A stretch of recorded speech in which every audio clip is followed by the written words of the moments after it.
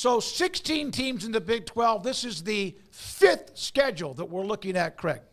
Yeah, so this is not a big prediction thing. This is just taking a look because these came out about a week and a half ago during Super Bowl week. The Big 12 released its schedules finally, right after a long wait. A lot of people were clamoring for them, finally got them. So this is just a way to kind of slowly but still quickly get through all 16 teams and just kind of take a look at what they're facing and what's of interest looking ahead at their 2025 schedule. So today is Cincinnati, and so we've gone through tell me if you agree with me or not. Arizona, hot seat, and I don't love their chances to make the postseason based on what we've seen.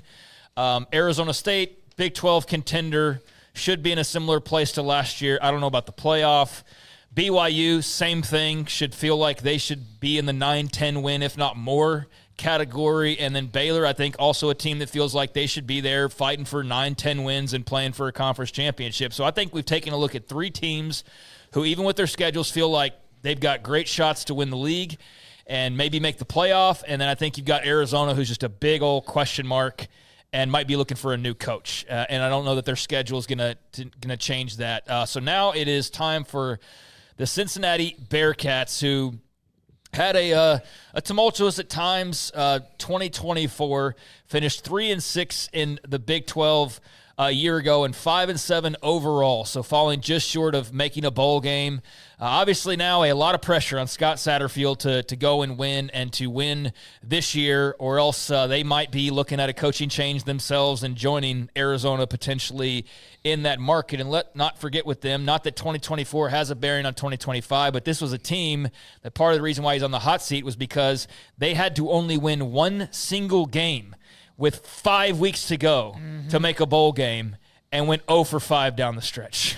So they fell just short, just got stuck in the mud at 5 wins, and then proceeded to lose to Colorado, West Virginia, Iowa State, K-State, and TCU. Now, it's pretty good on paper, and especially part of the reason we're looking at schedules, you look at that stretch, you might have pegged prior to the season of like, they can make a bowl game if they navigate this, but man, those last 5 weeks when you got to go to Boulder, to Ames, and to Manhattan, that might cost them eventually, and well, it partially did. So what does their schedule look like as far as this year goes? Cincinnati's going to open the season on a Thursday night. So early week game right out of the chutes, and they are taking on the Nebraska Cornhuskers, the right out mighty there. Huskers in Kansas City, I think that game is played. I think it's a neutral site game. Yeah, it'll be at Arrowhead Stadium in Kansas City, or Jiha, or whatever that's pronounced. Don't say Jihad. I didn't put a D on there. You just did that. So Jiha Stadium, but the GEHA maybe. I don't know the exact. Yeah. It's Arrowhead Stadium. That's why we don't use the corporate sponsorships when we talk about these places that we know. But it will be at Arrowhead, and so Nebraska, Cincinnati, right out of the gates. That's one Matt Rule has to absolutely positively win. That's one that if you're a Cincinnati fan, I don't feel like you're probably all that hopeful. I don't think Nebraska's so big and bad, though, that you go, we can't win that game. No, this is a game where, I mean, we've seen Nebraska lose at home to Northwestern, or lose in Dublin, and we've seen them.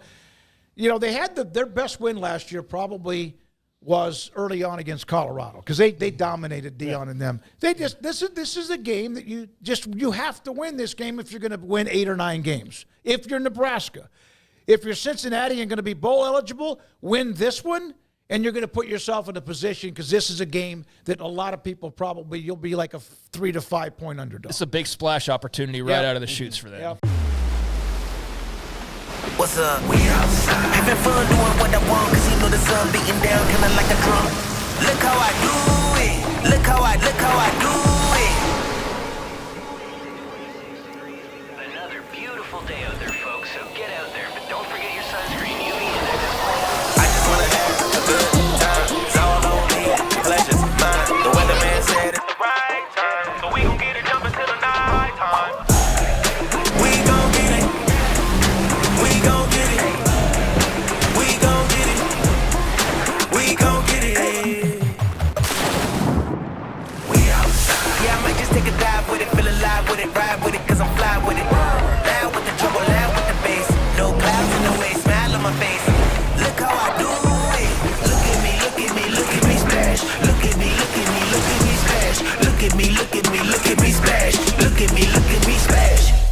to make a I love this matchup.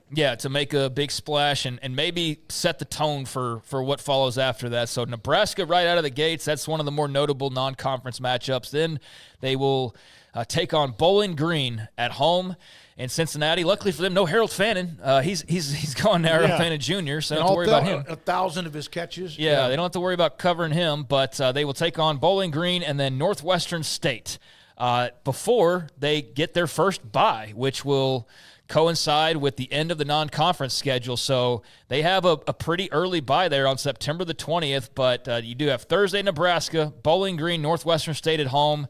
That is the first leg of your 2024 journey. So they should be 2-1 at worst out of that. Now, I think so. Bowling Green, though, can be kind of scary. Absolutely. Look, they shot a charge into Penn State last year, due in large part to Harold Fannin, like you said, Craig. But they have a wide open offense that can, if it gets going.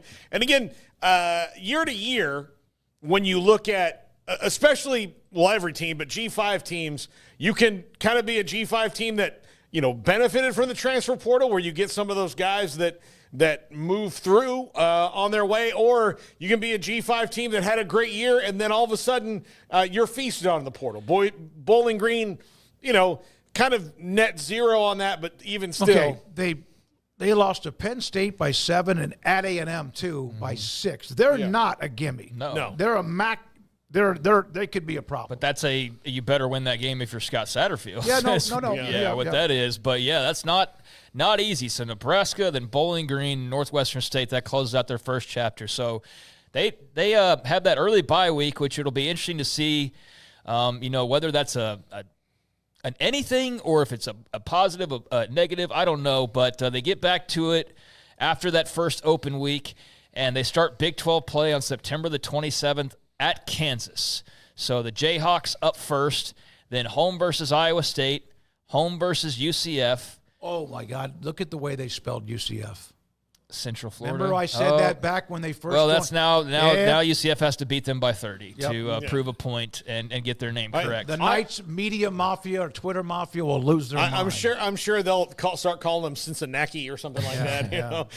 Well, Cincinnati, if you really want to keep pouring on, call them the Golden Knights. Throw that out there and really Central Florida Golden Knights. Shredded that mistake.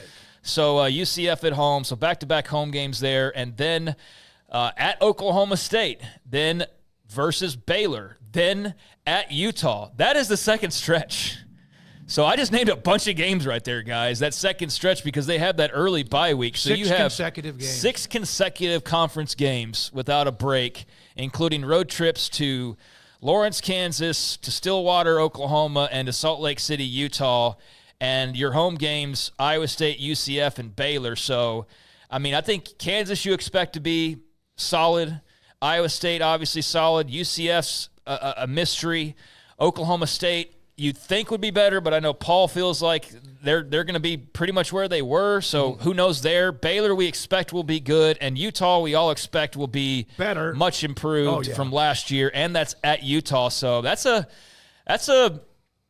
fun but definitely dangerous little stretch of games there that they could find themselves in all sorts of places by the time that second bye week hits. Yeah, that's tough. And they have a bunch of games there in the middle, Craig. You mentioned that. Like they don't get the nice 4-3-3, whatever it is, kind of break up where it's kind of even. They have 3 games, huge chunk, 3 games. And so, that first 2 out of the box with Kansas and Iowa State is going to be tough.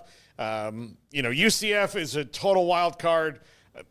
Baylor and Utah, if they can beat UCF and Oklahoma State, for sure, that'd be great. But the other 4 are going to be super, super hard. Yeah, on paper, and I think that's kind of what we're going to end up calling this segment when we do it recurringly, is just it's on paper because a lot can change.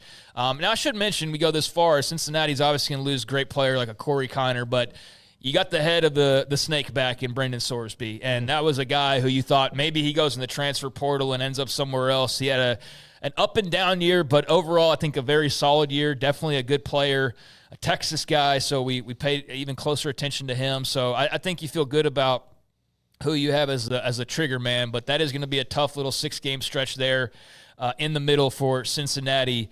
And I'd say, all right, if you're going, let's say 2-1 out of the non-con, I mean, they've beaten Kansas, probably not right. I wouldn't say that on the road. So 2-2, Iowa State, no, 2-3. UCF, I'll give it to them at home, 3-3. Oklahoma State and Stillwater, I mean, who the heck knows? I'll give it to Oklahoma State, I guess. Baylor, I mean, so you could find yourself like 3-6 in that second half, and then you get into that final stretch. But maybe you find yourself at 6-3 and you're already bowl eligible. I think that's highly unlikely. But after that 6-game stretch, you get your bye week in that second week of November, and then it's back for the 3 games, home against Arizona, home against BYU, and then you close out the year at TCU on November the 29th. So Arizona, don't think you're sweating them all that much, but certainly BYU, that's one of the teams you feel like will be super formidable on paper. Because again, we don't know about injuries and what all kind of chaos could happen. And then going to Fort Worth, not a place that's unbeatable, not a stadium where you can't win by any means. But I think TCU should be pretty good with Josh Hoover and company as well. So there you go. They miss out on playing. Let's see, Texas Tech, for example, is not on their schedule. They don't play Arizona State either, so those were a couple of the other contenders that get mentioned quite a lot. Don't play Colorado, although I don't know how much Colorado is really getting contender talk. We'll kind of see how that plays out during the spring, because I feel like everybody knows they're losing a lot. But, hey, Caden Salter's not a bad option to pivot to. I just don't know that he's Shador, and certainly they don't have anybody like Travis Hunter or – well, the entire crew of wide receivers, basically. Yeah. So they're missing out on some of the top-level teams, but they still get a chunk of them, and I think Scott Satterfield's going to be thankful if they get to 6 wins here, based on just on paper. Yeah, Cincinnati and Tech have similar colors. They need to play each other every year. Black and red, yes, they do have similar colors. Yeah. That would mean Utah's going to be in that mix, too. No, yeah. Absolutely. So, and here's the thing. Because of that middle part, you got to come out well in that second bye, or especially BYU and TCU at the end is really hard. I mean, that's really tough. Of course, rivalry weekend, Cincinnati at TCU, as it should be. I mean, that is one thing. I don't know. That's the TV partners, I guess, but it does feel like that's something the league could do a much better job of, is actually having a real rivalry weekend, and do it the traditional sense of the biggest matchups. Okay. If they've decided that it shouldn't be the same as the other rivalry weekend because it's kind of a newer rivalry weekend. I think TV spots too. Yeah, like all that. Then pick a different weekend and market it that way. So this is Big 12 rivalry weekend. Put it in the middle of the year. I don't know. Yeah, it doesn't have to be ESPN's official rivalry weekend. Yeah, you Just can do it in like Big 12 rivalry weekend. Yeah, who cares if it's no one else is having any of those games, but you have yours. Yeah, you have yours, and that's a showcase week for the league. Maybe the week before when the SEC runs and hides. I don't know. When they're playing Coppin and Nicholls State and whatever. Yeah. Good old, they call up Coppin State and worry that they're going to say yes or no. Right. Well, I think it's, you would have Baylor TCU, you'd have Utah and BYU, you'd have, what else do you have? Farmageddon's not protected, but yes, Arizona State, right? Are those the 3 plus the 1 that's unprotected? And those are basically the gist of it. So 4 games, can you find good real estate on TV during one weekend for those 4 games? I guess that's the problem. And then there's a lot of teams. There's 8 more teams and 4 more matchups. Are there any more rivalries you could squeeze out of that? So yeah, I think that probably has to do with mostly TV real estate and the inability perhaps to have a true rivalry weekend where they get the amount of exposure that you want for a rivalry weekend. But I don't know. Maybe we can ask Brett Yormark next time we talk to him. That's something we need to ask him about. I just put it down. Put it down. I'll say this. If we give him Big 12 rivalry weekend, we get a stipend from the league. We get a stipend. And that's our second creative idea that we get to put our name on the logo. So if I'm looking at this, I think there's some fun games if you're a Cincinnati fan. There's some good teams. I don't know. As far as the biggest home game, it's probably got to be BYU, I would think, would be a good mix. Maybe an Iowa State or a Baylor there. But you definitely have some big road trips. I think if you haven't explored, if you're a Cincinnati fan, you got some cool places that You can go. Fort Worth's a hell of a road trip. Like, to us, it seems like nothing really because it's just I love right there. but I love Fort Worth. It's like it's the new coolest city in Texas, basically, is what it is. So that's a recommendation for folks if you want to wait till the end of the year, although at that point you might be ready to pick at Scott Satterfield's program. I don't know. But I look at that and I go, bowl team if things break the right way, but I think they're in the Arizona category where we could very well be talking about another hot seat based on paper. So there you go. There is Cincinnati on paper in their 2025 schedule.